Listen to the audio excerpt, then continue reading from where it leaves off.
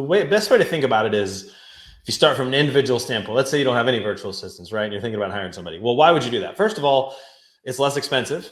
So you're typically going to pay anywhere between $700 a month to maybe $1,500 a month to pay somebody overseas a full-time wage. And that's a good living wage. The cost of living is insane. It's a bigger version of the difference. I live in California now. Well, it costs me a lot more to live than it does for people who live in Idaho, right? Sure. It's a lot cheaper in Idaho. It's even more cheap. So you can pay somebody in Idaho a lot less to live the same lifestyle it would take you to live here in San Diego. Well, the same is true overseas, right? So that's why it's less expensive. And what's great is there's a big culture benefit, for at least in my experience, right? Because you're getting to be around people you wouldn't normally be around. I wouldn't normally spend every day, all day with people from different countries, different religions, different languages, different culture. And it's really special. I mean, it's really helped us to grow. Our virtual assistants are the most faithful, loyal, humble, thankful people on our team. I mean, they're wonderful people, and they really help our team to be, because Americans can be pretty entitled and we can think we have a lot of stuff figured out, but we don't.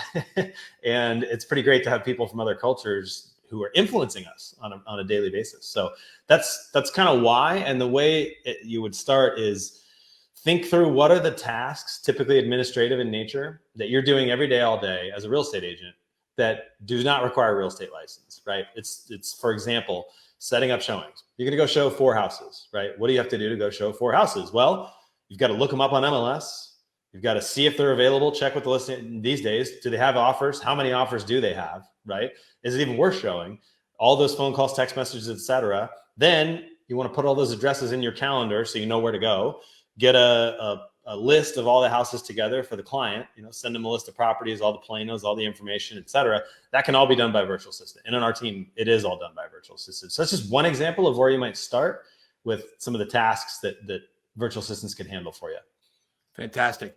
And I also have a rather large team of virtual assistants as well. And the things that you're sharing with me, John, are similar to, what I've learned as well. And I like when you share about how Americans are sometimes entitled and how the Filipino culture is a grateful culture.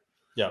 And that's something that I appreciate. Something that I didn't, when I first started using virtual assistants, didn't anticipate as a learning opportunity for myself. And that's interesting. We've both had that same experience. Oh, it's been huge. It's great for the whole team because people, and what's great is brand new real estate agents are typically not super entitled because they don't know what they don't know yet, and they're just kind of thrilled that they have an assistant, somebody to help them.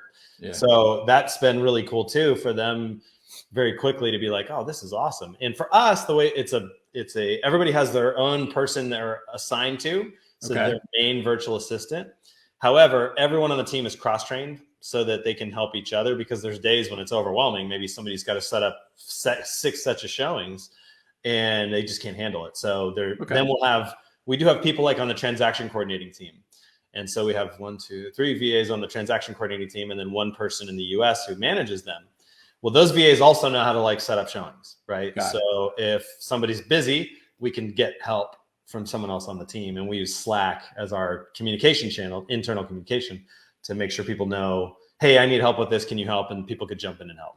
Okay. So you have a client care team, you have a technical team, and then you have VAs that are assigned to the agents. Is that what I understand correctly? Yeah, that's kind of roughly. And then we have 2 that are inside sales guys that are on the phones. So we have one guy who answers the phones in the US and 2 people who help him.